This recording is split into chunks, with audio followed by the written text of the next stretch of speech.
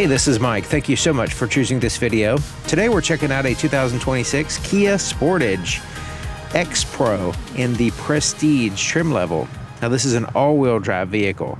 Now it's sitting on a set of 235/65 BF Goodrich all-terrain tires, so these are more aggressive tread. These are wrapped around 17-inch alloy wheels with a matte black finish.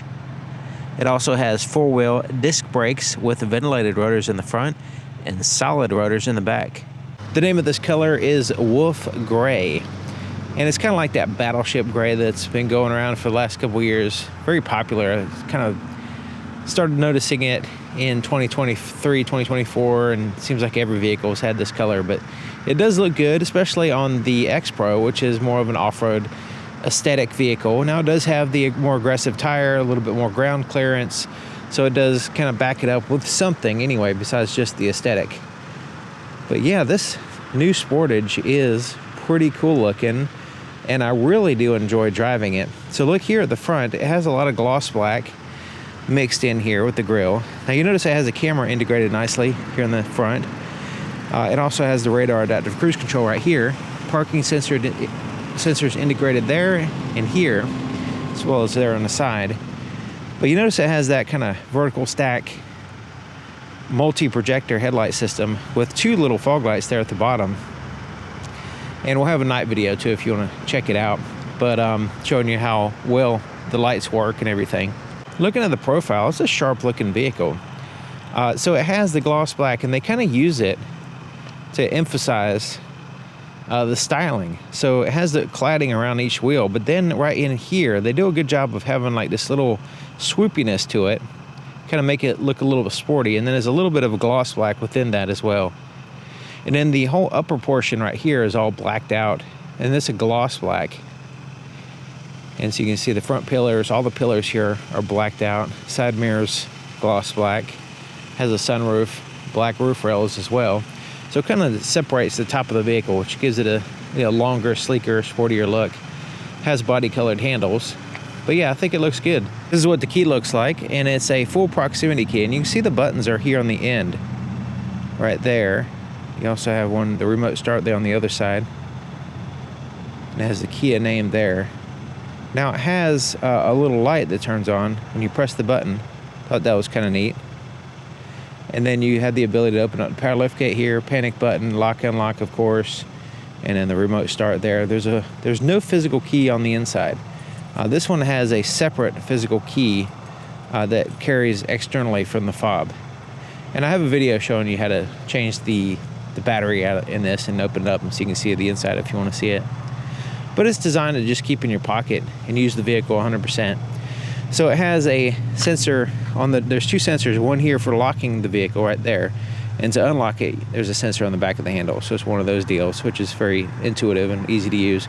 There's also a physical key location back here. So you slide that off, and in here is the physical key location. The doors go all the way to the bottom of the vehicle and completely cover the threshold area, keeping it relatively clean. Now there's a little seal right here, and then it just kind of seals up that area. Pretty cool. The interior on this vehicle is completely blacked out, just like the badges and everything else on the exterior. So we have a soft touch surfaces here and here and here, but most of it, the rest of it's a hard touch.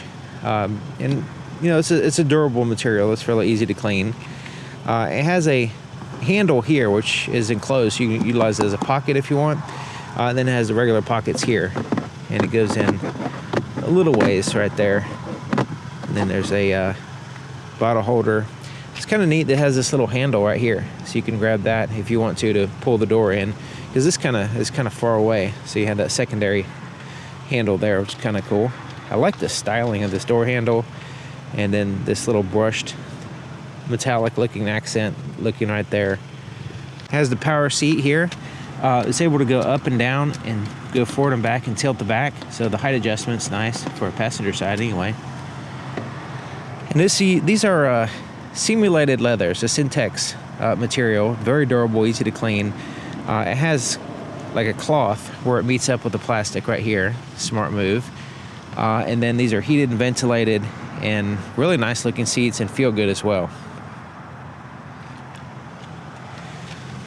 Plenty of legroom here. Feels like you can see the difference. The seat and the floor is kind of like sitting in a chair, which is nice and comfortable. Hard touch surfaces here, non-locking glove compartment, and it's large. And I like this thing going on here where it blends in the vents, and then right above it, it's got that brushed metallic look, kind of rubbery, soft, non-reflective dash. But yeah, I like the contour of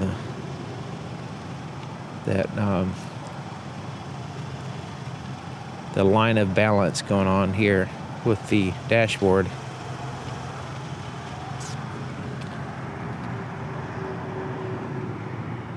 So the height off the ground, the seat height off the ground, is very easy to get in and out.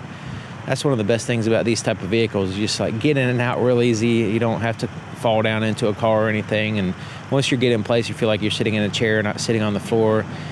So the overall experience as far as getting in and out in the front is fine. You're not bumping your head. It's just plenty of room. The back door is a little bit smaller, so he has a little bit less room here and here. But overall, it's fine. The swing of the door is decent. It could be slightly more, but as it is, it's fine as far as the entering and exiting the rear seats here. Now, the inside of the back door, we have more hard touch surfaces. It is soft here and here, though. And then this is enclosed, and then that's closed here. Back seats, basically a bench seat, but it does fold down in a 60-40 split. It also reclines slightly, so you can see that seat's kind of further back than the other one. There's the cup holders and armrest. Soft. There's car seat attachments on the outboard seat, so there's the attachments here and here, and on the outside, on the other side, but not there in the middle. And check out the legroom. Plenty of room here. There's a bag holder on both seats. There's also USB. It looks like we got USB C's going on. Yeah, C's on the side of the seat, both here and the other side. Typically they had those USB A's there. They switched them to C's. So we have the mat pockets here. This is our touch surface. Little storage cubby there. Not much, but it gives you something. And then you have like these on the back of the headrest. It's kind of like a bag holder here. So you can hang a bag or diaper bag, purse, whatever. Kind of neat. So looking at the back of the vehicle, you can see it has the gloss black shark fin antenna there. The rear wiper is up in here, hidden, which is nice. There's the third brake light. And the tail lights are full LED. Nice soft red glow back here. Once again, I'll have a night video on this vehicle. The backup camera is almost in the perfect position. It's down at the tag. I wish it was higher up, integrated into the vehicle here, but it's almost in the center. It's slightly offset, and I'll show you why that. There's a couple issues with it, but I'll show you one of them anyway. The reverse lights here, they're in the center, and you see the parking sensors across the back in the black portion. You have gloss black, and you also have the matte black there, kind of dividing up the back of the vehicle, making it a little bit sportier. So when you open up the power liftgate, there's a little button under here, and it's real easy to put your finger, smudge the camera while you're pressing the button because you're reaching for it and you can't see it. But so yeah, that camera position could be a little bit better. So under here we have hard touch surfaces. This cargo area is pretty much excellent. There's lots of room. So daily task, picking up groceries, boxes, or whatever, without folding the seats down, you should be fine for almost everything. But you can fold down the seats. 60-40 split. You can take out that shade if you want. So this has a retractable shade. Hooks right there like so. You also can position the shade in two different places. So let's say you want to recline these seats more, you can position the shade in this more forward position there. Now it has a subwoofer here on the right side. Decent sound system, not bad. There's a light here, and then there is a 12-volt power supply.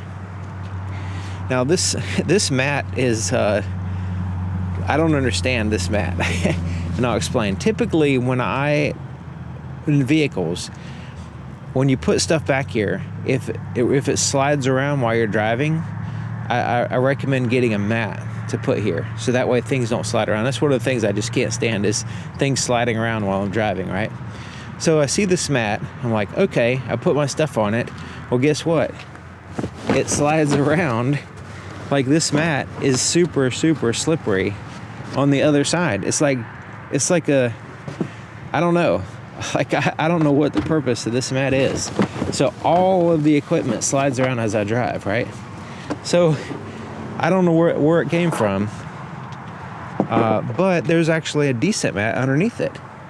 And it says Sportage, just like the other one. So this is the one that I would like right here. This has a nice pile on the carpet, keeps things from sliding around, and because this surface here is, you know, not as more slippery. Now, if you lift this up, this is where you'll find your spare tire and tools, and a little bit of extra storage space. You can also put the shade in here if you want. Take those end caps off and slide it in here to get it out of the way if you don't want to use it.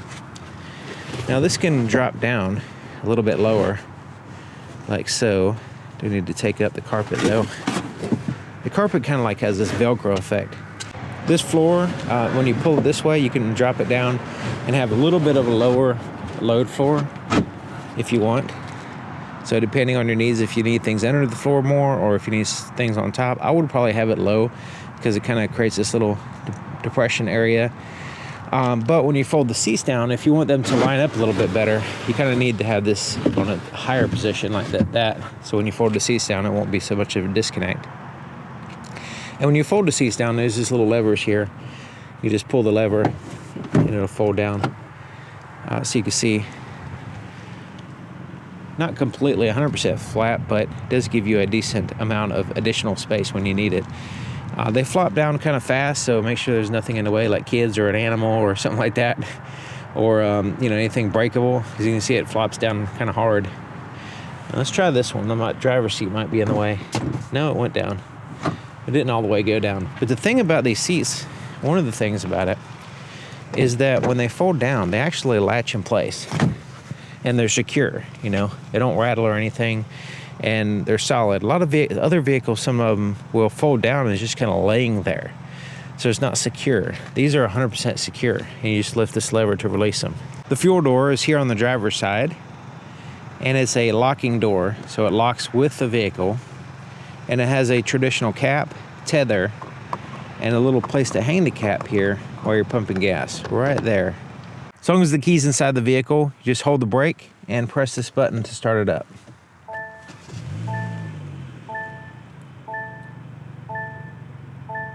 Here's the floorboard in front of the driver's seat, and you notice the floor mat snaps in place here and there, keeping it straight for you. There's the accelerator brake pedal, nice and sporty, with the raised rubber aluminum pedals. There's the footrest. It's kind of short, but has one that's fine. Let's take a look under the hood.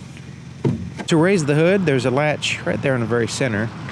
Just reach in a little bit to the right of center, move it to the left, and lift up. That's kind of a heavy hood. Feels like a steel hood, not aluminum. It does require a prop to hold it up. There's the prop here to the left. Swings up to right where that arrow is pointing. Although this is a four-wheel drive vehicle, the engine is positioned as if it's a front-wheel drive, because it's primarily a front-wheel drive unless it needs to use the rear wheels. So the engine is positioned this way. This is the front of the engine, this is the back of the engine, and transmission is located down here. There's the battery. It's easy to get to. And you have like a fuse box. Then right here is for your air filter. So make it easy. Just pop that open to get to the air filter. Really nice.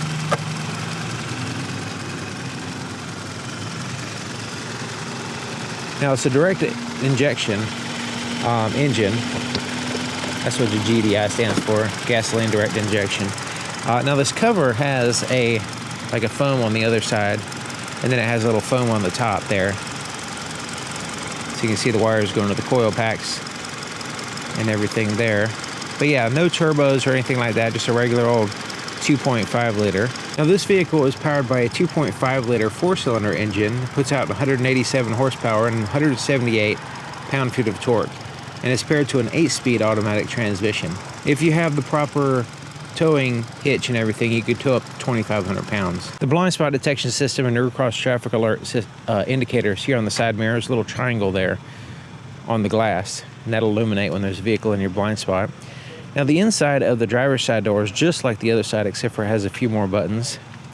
There's 2 presets for the power seat, and then you have your power windows. The front 2 are one touch up and down. It's non-laminated glass. And the rear glass, see how far down it goes? All the way down. They go pretty fast too. Side mirrors are adjusted here. It does have power folding side mirrors. You just press this button to power fold them. You can also set them to power fold when you lock the vehicle as well. And you just pick a side to adjust it with that little pad. Now the power seat on the driver's side has up, down, tilt, and all that stuff, but also a 2-way lumbar adjustment. So that's to one up the passenger in some way. Usually the driver's seat does. But yeah, look, these seats look good and they feel good too. To the left of the steering column, there's a little fuse box down here. It's not a pocket or anything. Dimmer switch for the interior gauges. You have the ability to open up the power lift gate. Traction control off. Default is on, but if you need to spin tires, you can turn it off there. Electronic parking brake, which you can set it to automatically engage when you put the vehicle in park, which I like. Then you have a tilt and telescoping steering column here. So the steering wheel, other than a little notch there at the bottom and right over here, it's mostly heated all the way around. There's actually another one there. But yeah, looks like it's fully covered. It feels good too. I really like this steering wheel. The heated seat pattern looks pretty good. Seems like it's spread out pretty good.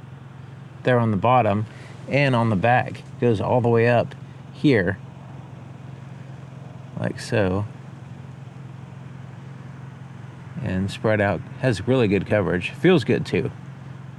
So both the heated steering wheel and heated seats are really good. The highest setting on the heated seat gets really high. So it gets really hot. I'm sitting in the driver's seat, and I have the driver's seat all the way back and all the way down to give you an idea of the potential legroom here. And I'm 6 feet tall, so it is just about right. Maybe I pull it up a little bit more, but it's not bad. It's definitely, if you're a little bit over 6 feet tall, you probably have no problem driving this vehicle. Because yeah, I don't have to pull it up a little bit, but I could easily, especially if I need to allow some room behind me for passengers or whatever. But yeah, nothing really is getting in the way, and plenty of leg room. And the footrest, although it's kind of short, it actually works well. Not bad. And then the pedals, and nothing really getting in the way. Unfortunately, I've got to mention that because some vehicles it's an issue. But the steering wheel, I love the steering wheel. Really nice. It's heated all the way around, and then it has this feel to it. It's rounded and smooth and sleek, and you can see it's kind of flat on the bottom, flat on the top. It has like a little bit of a non-traditional shape, but man, does it feel good. It looks good, feels good, and just a steering wheel makes a difference, especially if you're behind the wheel a lot. The buttons on the steering wheel, to the left is the cruise control, and it has the adaptive cruise control system. So I like the way you can just press this one button to set it. It turns it on and sets it at the same time. And then this is to raise and lower the speed. So you can increase or decrease the speed there. And you press in on this toggle switch in order to pause or resume, basically. So as you're going, you can cancel it and you press it again to resume if you need to. Now the lane keep assist system works well. We'll talk about that later. Here's the button to initiate that. And it holds the lane fine. It has grip sensors on the steering wheel. And then you have the distance between you and the vehicle in front of you. I wish it was a separate button, so it's like increase and decrease, but it's just the same one, and it just cycles through the various distances, and you just rest on the one you want. This pages button, we'll get to that in a minute. This little scroll wheel, that corresponds with the screen up here. So these buttons down here, you have the drive mode, and then you have the terrain mode. So when you press drive mode, you're going to cycle through to normal, sport, or my drive. And sport does actually do something. I'll show you that later. But yeah, if you need to go into a terrain mode, which is the all-wheel drive system, you press that button, and you have a option for snow, mud, or sand. So depending on your situation, and then you can press this button to go back to normal. You go back to your normal drive right there. Here on the right side, the buttons is the volume for the radio. You press in on this little scroll wheel to mute the radio. Now, I wish there was a little bit more grip on this, because it's real easy to accidentally try to push in on the wheel to get enough traction to change the volume, and then it just mutes it, because it's kind of slippery. And then you have this toggle here for changing it through, say, the tracks or radio stations or whatever.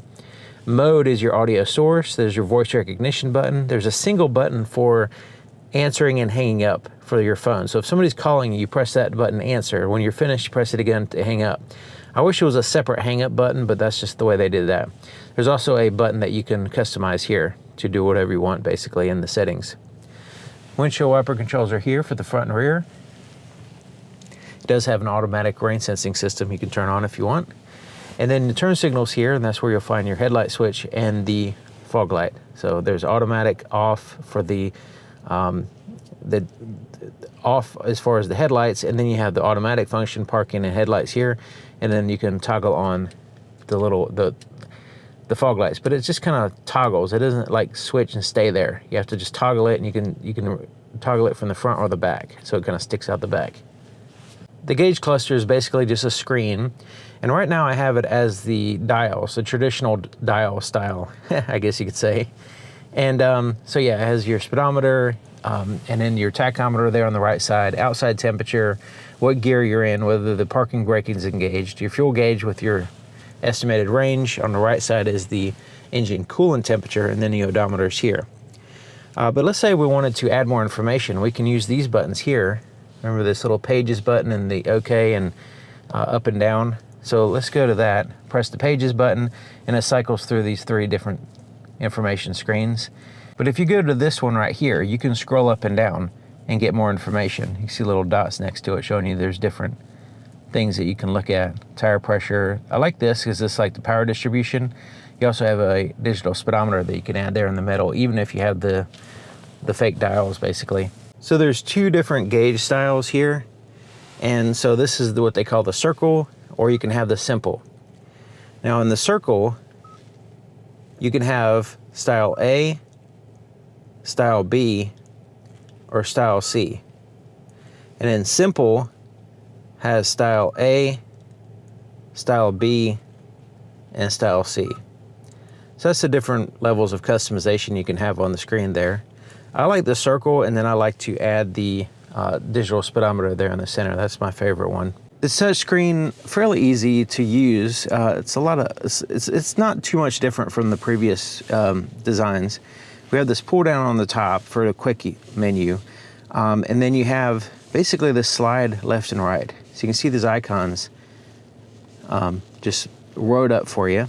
This is the home screen, which you have a combination of the navigation map. We can quickly go to that. We'll go do that right now. And then you can see that. You can zoom in and out.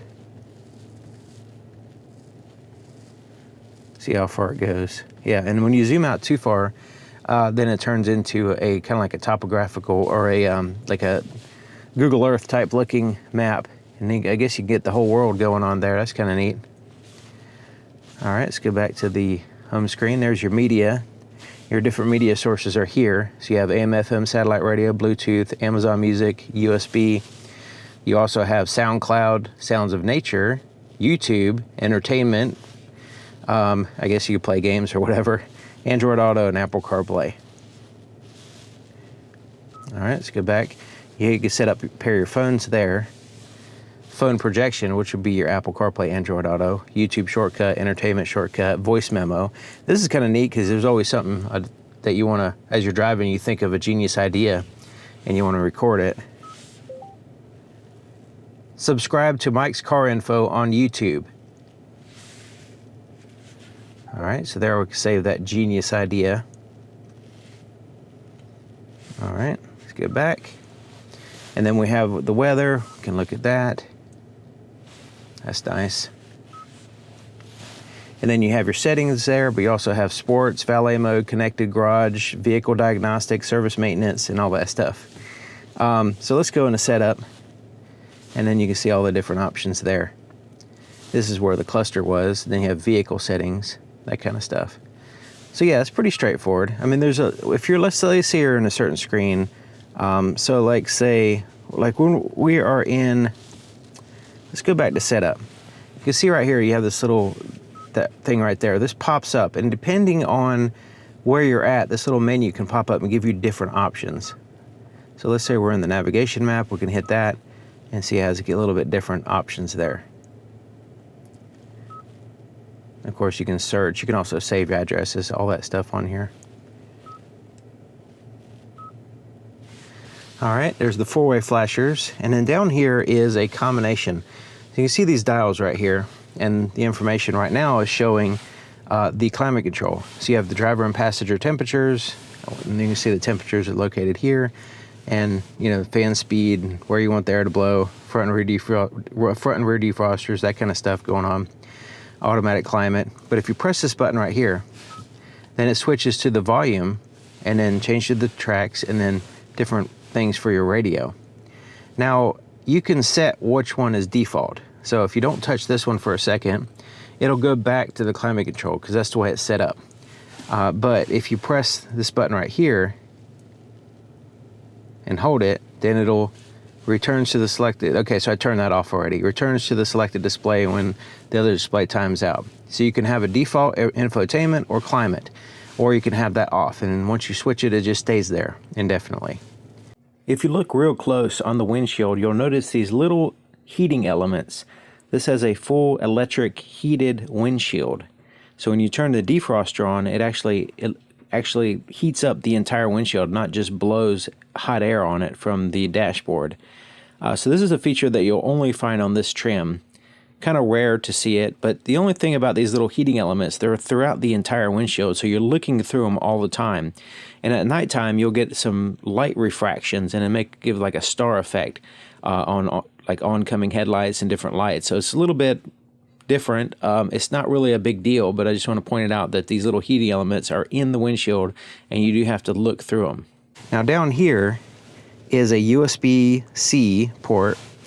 Now you have the ability to have this USB-C port to just charge, or if you press that button, it charges and it connects to the system. So if you want to play off a device or something, you could do that. But sometimes you don't want to do that, so you can just go back to charge. And then this one is only charge. Now there's a little status indicator there for the wireless charger. I haven't seen it light up, right? Because my phone just does not charge on this charger. Now my phone charges on every other charger almost, but this one for some reason does not charge. So when I do put my phone there, it tries to get me to set up a digital key on the phone. That's all it does, because the NFC information is there. So you can have use your phone as a key on this vehicle if you wanted to. So right in here is your heated seat controls, so the high, medium, and low. High, medium, and low, so it's a 3-stage for the driver and passengers, 2-stage for the heated steering wheel, and then your fan speed, so high, medium, and low on the cooled seats as well. There's the start button, which we already saw. The shifter's here, and it's pretty traditional T-handle, reverse, neutral, drive. Then you can slide it over here to the left and bump it like a ratchet shifter to change through the gears if you need to. 8-speed transmission. Now let's go into reverse so we can see the backup camera. Now the camera system is not just a backup camera. It has a full top-down 360 camera system, as well as this view right here, which is kind of neat. So you can see simulated what the vehicle looks like, and then the surroundings. So you can see what's going on around you, that kind of stuff. So however you want to position it, you could do that. You can also, let's say you position it at a certain angle, we can drive like that. It even shows the wheels turning and all that stuff too. So it's a real-time view around the vehicle. Thought that was pretty cool. But let's go back to the camera, and there's a button right here to initiate the camera even if you're not in reverse. So there's this view right here for the front view. You have different views here for the front. Those are the front tire. So as I turn the steering wheel, you can see precisely where they are in relationship to like a curb or something. And then you have that super wide view there. Now the back view, same kind of deal, where it pops out and you have this view, that view is which is the rear wheels, and then that super wide view if you want. So yeah. And then of course the top-down view right here has not only do you have the active guidelines here, but you have the estimated swing of the vehicle there as well. Now you can go into the settings here and do any kind of adjustments that you want on that. So yeah, the parking camera is the camera system's great, and I like the way you can quickly go to it by pressing that button, or of course when you put it in reverse it's going to pop up as well, and then you can have all those different options. There's also a blind spot camera that pops up when you put your turn signal on, both left and right. It's also handy when you're just making turns, not just for blind spot checking. Parking sensors are active here. The idle stop you can turn off here, which I always do. Downhill descent button for off-road use only. It's like a slow cruise control for going downhill or uphill. Either way, it's either uphill or downhill. And then there's an auto hold function if you want it to hold the brakes for you when you come to a complete stop until you hit the accelerator. Now the cup holders are here and has these little spring-loaded deals like that kind of get out of the way if you want to use this for other things besides cups. But if you want to pop those out, or if you have a larger cup or whatever, kind of pop out like that. It's kind of neat. And then this has a space right here for other stuff. You always need places to put stuff, right? So yeah, and it's right there at hand, which is cool. This armrest is kind of rubbery soft. It's not super cushy, but it's fine. It's a good height off the for my arm. This lifts up, and then there's a storage area here, which I have a bunch of junk in here. Let's see how much junk I got. There we go. So yeah, in here is the 12-volt power supply, which isn't all that great for connecting a radar detector to, but you know, it's a little storage compartment. And so yeah, doesn't slide forward or anything like that. Now it doesn't really have a dedicated place for wires to go in and out of this compartment, even though there is a 12-volt power supply. So I'm not feeling or seeing a dedicated place. Now it feels like you might be able to put them right here in this area, right next to that latch possibly. But yeah, there's not really a dedicated spot. Up here is the tap lights. You could just literally tap the lens to get the lights to turn on. You press this button to turn on all the interior lights. You can have them turn on with the door or not. So this will be the, so when you open up the door, they turn on, right? But if you don't want that to happen, you can turn that feature off here. Just in case you have like a child in the car or something, you don't want to wake the child up, that kind of thing, or you just don't like the interior lights turning on when you open the door, you can turn that feature off. There's also a sunroof, and it has a power shade. So right now I have the shade all the way back, and so yeah, it's a huge sunroof, panoramic sunroof. And let's go ahead and tilt it up. Single button does everything, including closing the shade. Let's go ahead and open it. See how far it opens here.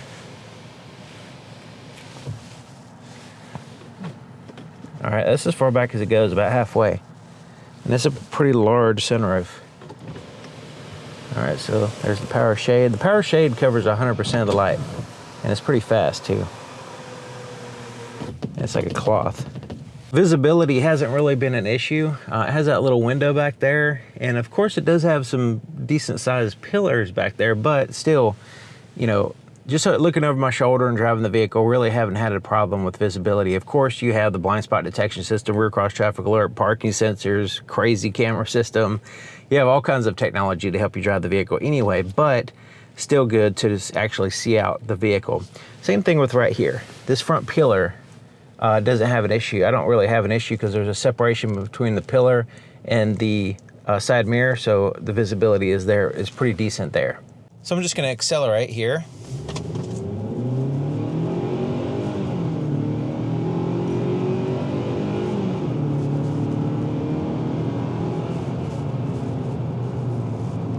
So when you floor it like that, it kind of, you know, it kind of pushes past its intended RPM range. And, you know, it does accelerate fine. It doesn't feel like it bogs down or anything like that, but it just feels a little bit more impressive when you drive it normally and it's in the normal RPM range. With the non-turbocharged engine and the 8-speed automatic transmission, 2.5 liter 4-cylinder, it feels pretty good. It feels very solid and predictable. You know, it doesn't have any kind of like lags like a turbo would have, or you know, weird shifting like a dual clutch or a CVT. It just has a traditional 8-speed with the 2.5 liter direct injection 4-cylinder engine. Now it's just me in the vehicle. I'm not going uphill or anything. So if you have a bunch of passengers or something like that, it might feel going up a hill or something, and you can probably feel a little bit of strain, I suppose, for this size vehicle and how many passengers you could potentially put in it. But for me, it seems to be fine. The suspension is pretty good. I mean, it feels like it has a significant amount of travel, and enough travel for, usually some of these like smaller vehicles, SUVs and stuff, has a stiff suspension. This one feels like it has a little bit of travel. It's able to handle the different situations on the road, bumps or whatever, and and it's not floaty. It has a good travel, but it's not floaty, and it's not too stiff. So it's a really good range of right in that kind of sweet spot of feeling good. So I do really like the suspension system.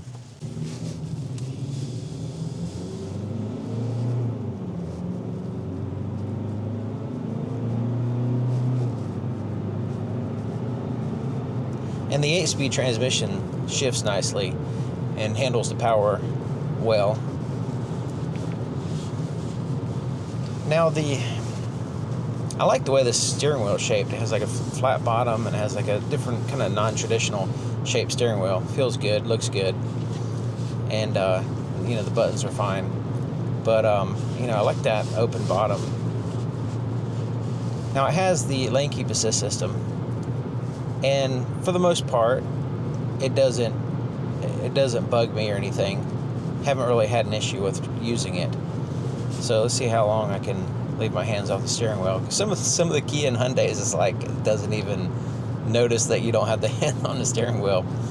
But we'll see. But yeah, see how it holds the lane well? It's not like it's maintaining the lane without swerving back and forth constantly or anything like that. So you can see it doesn't bug you as far as holding the steering wheel. It's to a certain degree that it's a little bit too much, but as far as allowing you to not hold it, but we'll see what happens. And part of it is because this road is straight. But yeah, it holds the lane nicely. Still going. Probably when we get to this curve up here, it'll probably realize that I don't have my hands on the steering wheel.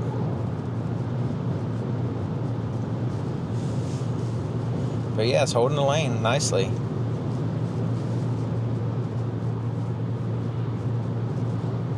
And it's a hands-on system, so it shouldn't really allow you to not hold the steering wheel this long. It most likely has like a torque sensor or something, and the movement is just kind of like satisfying the torque by the road, I suppose. I'm not sure what's going on, but yes, typically.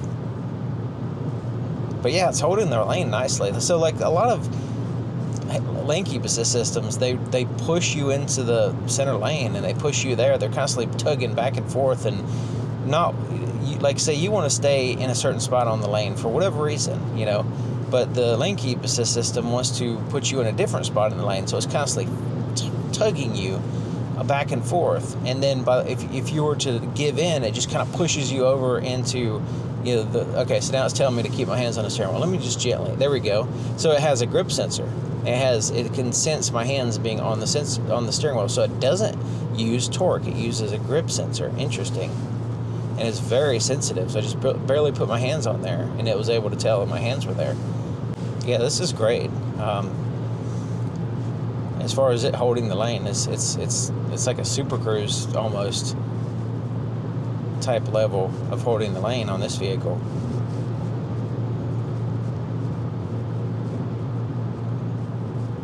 I mostly prefer holding the steering wheel, right? But let's see what it handles. It actually handled that curve right there. Yeah, it handled it. So yeah, it's it's actually a really functional lane holding system. Like it's not just like most vehicles that have that lane keep assist system, they will not be able to handle that unless it's a hands-off system. So this is like hands-off level almost. what it looks like. I was able to handle that, all those situations right there. So, and it does a good job. It like actually holds the lane, and then so when you're holding the steering wheel, it doesn't fight with you. So very, very useful. I'm pretty impressed with this. Usually I'm real picky when it comes to lane holding systems or lane keep assist systems, because they usually are not done well. This one is pretty good. And I focus on that because that's what you interact with the whole time you're driving, the steering wheel and that system. And if it becomes a problem, then, you know, it's a problem the whole drive, right? And there's a lot of vehicles that are like that. So this one actually will make it much easier to drive the vehicle because that holds the lane for you. So that's real nice. This being the X Pro, it does have a little bit more of an aggressive tire, and you can hear a little bit of road noise, but it's not obnoxious or anything. But it's there. You know, there's definitely some road noise from the tires. Tiny bit of wind noise, but really, the main thing is the tire noise that I hear. Exterior noises, yeah, you know, not too bad. We'll see what it's when this truck coming up right here. We'll see what it sounds like.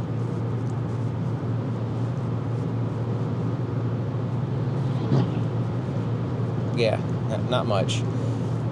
So yeah, it's fairly quiet vehicle, except for that road noise. It is those tires definitely add to that situation. But I guess when you're, you know, playing the radio or something, or if you just kind of get used to it, you probably won't really notice it that much.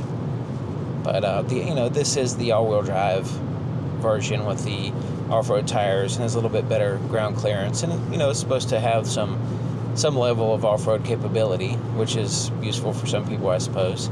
So I have it in sport mode. Let's accelerate. Oh yeah, what? Definitely more responsive pedal. Wow. Okay, it holds the rev a little high there, but wow, that's definitely a big difference. Some of these vehicles, when you put it in sport mode, you can barely tell the difference. This one is like, whoa, it really does give you some extra oomph there, you know. That was noticeable, I'll just say that. So yeah, pretty cool, sport mode. So if you're zipping through traffic or whatever, need a little bit of extra zip, then the sport mode is the ticket for this vehicle, and it's real easy to get to. Right there, your thumb. It also has a terrain mode too as well, so depending on what terrain you're going on, if it's some slippery ice or whatever, you can choose that to kind of tell the vehicle what you're on, which gives you a little bit of hand there, give you a little bit better experience depending on what surface you're on.